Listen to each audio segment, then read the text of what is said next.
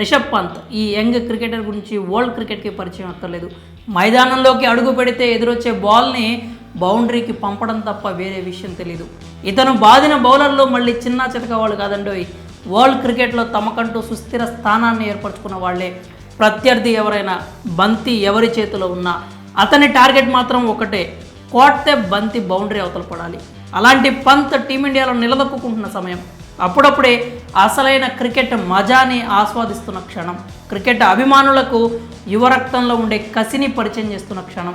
గబ్బాలాంటి మైదానంలో ఆస్ట్రేలియాకి ఓటమి రుచిని చూపించిన క్షణం. కానీ అంతా తలకిందులైపోయింది. ఒక్క ప్రమాదంతో పంత్ కెరీర్ ముగిసిపోయింది అనుకున్నారు. క్రికెట్ ప్రపంచానికి ఓ టాలెంటెడ్ క్రికెటర్ దూరం అయ్యాడని అంతా ఫిక్స్ అయిపోయారు. కానీ వారి అంచనాలను తలకిందులు చేస్తూ పంత్ పునరాగమనం అందరినీ ఆశ్చర్యపరచడమే కాకుండా స్ఫూర్తిని కూడా నింపుతోంది. పంత్ కెరీర్లో బిగ్గెస్ట్ అచీవ్మెంట్ ఏంటి అంటే ఎవరైనా గబ్బా విన్ అనే చెప్తారు. ఒక్క పంత్ మాత్రమే కాదు, కపిల్ దేవ్, సునీల్ గవాస్కర్ మొదలు రోహిత్ శర్మ వరకు ఎవరైనా గబ్బా గురించే మాట్లాడతారు. అలాంటి గబ్బాలో ఆస్ట్రేలియాని పంత్ ఒంటి చేత్తో ఓడించాడు. 28 ఏళ్ల పాటు ది గబ్బా స్టేడియంలో ఆస్ట్రేలియాని ఓడించిన టీం లేదు. గబ్బా స్టేడియంలో ఆస్ట్రేలియా తడబడింది లేదు. కానీ అలాంటి కంగారు పెట్టిన ఏకైక ప్లేయర్ రిషబ్ పంత్. గబ్బాలో విజయం తప్ప మరో విషయం తెలియని ఆస్ట్రేలియా ఆటగాళ్లకు ఓటమి భయం అంటే ఏంటో చూపించాడు. విజయానందంతో గర్జించే వాళ్లకు ఓటమిలో ఉండే బాధను రుచి చూపించాడు.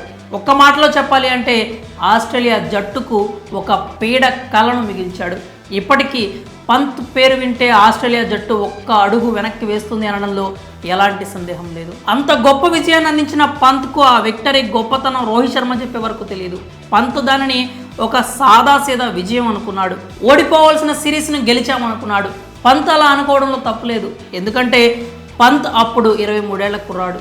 కెరీర్లో అప్పుడప్పుడే నిలదొక్కుంటున్నాడు. అలాంటి రిషబ్ పంత్ జీవితంలో ఆ ప్రమాదాన్ని ఎవ్వరూ ఊహించుండరు.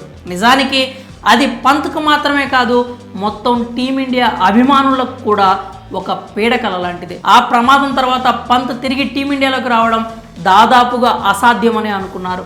ఆ ప్రమాదం నుంచి రిషబ్ పంత్ అదృష్టవశాత్తు బయటపడ్డాడు. అతని కాళ్ళు కూడా తీసేసే పరిస్థితి అది. ఇలాంటి సమయాల్లో ఎవరైనా, ఏ స్టార్ ప్లేయర్ అయినా ఖచ్చితంగా డిప్రెషన్లోకి వెళ్తారు. పైగా పంత్ వయసు అప్పుడు 23 ఏళ్ళు. క్రికెట్ తప్పితే అతనికి మరో లోకం కూడా తెలియదు. అలాంటి కుర్రాడు మానసికంగా ఒత్తిడికి లోనవ్వడం, తన జీవితంపై ఆశలు వదులుకోవడం పెద్ద విషయం కాదు. కానీ పంత్ అంటే ఏంటో తన కుటుంబానికే కాదు, ఈ ప్రపంచానికి కూడా అప్పుడే తెలిసి వచ్చింది. మైదానంలో మొండిగా ఆడటమే కాదు, జీవితంలో కూడా అంతే మొండిగా సమస్యలను ఎదిరించి నిలబడతాడు అనే నమ్మకం కలిగింది. రిషబ్ పంత్ ఆ ట్రాన్స్ నుంచి, ఆ ప్రమాదం నుంచి చాలా త్వరగా కోలుకున్నాడు. ఆసుపత్రి బెడ్ మీద కదలలేని స్థితిలో ఉన్నప్పుడు కూడా అతని మానసిక స్థితి ఎంతో నిశ్చలంగా ఉంది. ఎందుకంటే శారీరకంగా కోలుకోవడానికంటే ముందే మానసికంగా తనని తాను సంసిద్ధం చేసుకున్నాడు. ఏ ప్రమాదం తనకు ప్రాణమైన క్రికెట్ను వేరు చేయలేవని గ్రహించాడు. తాను తిరిగి క్రికెట్ ఆడాలి అంటే ఏం చేయాలి అనే విషయాన్ని అర్థం చేసుకున్నాడు. తనకు ఏం జరిగినా తిరిగి క్రికెట్ ఆడగలను అని నిరూపించాడు. ఆసుపత్రిలో చికిత్స, సర్జరీలకు తట్టుకున్నాడు. ఆ తర్వాత ఫిజియోథెరపీ చేయించుకున్నాడు.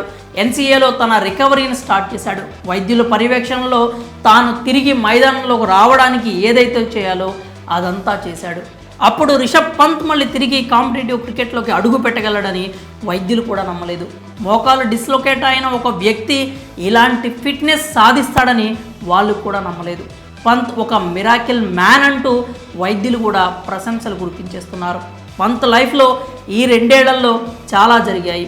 అతనికి ప్రమాదం జరగడం, క్రికెట్కు దూరం అవ్వడం, టీమిండియాలో చోటు కోల్పోవడం, IPL మ్యాచ్లు ఆడలేకపోవడం, మైదానం వదిలి మంచానికే పరిమితం కావడం, ఇవన్నీ జరిగిన తనకి తన మీద ఉన్న నమ్మకం, తిరిగి కంబ్యాక్ ఇవ్వాలనే దృఢ సంకల్పమే ఈరోజు పంత్ని ఈ స్టేజ్లో నిలబెట్టింది. ఇది ఒక్క పంత్ కుటుంబానికే కాదు, ప్రతి ఒక్క క్రికెట్ అభిమానికి శుభవార్త అని చెప్పాలి. అంతేకాదు పంత్ కంబ్యాక్ క్రికెట్ను కెరీర్గా ఎంచుకునే యువతకు ఒక గొప్ప స్ఫూర్తి కూడా అవుతుంది.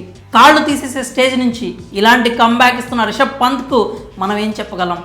Heads up to you, welcome back అని తప్ప.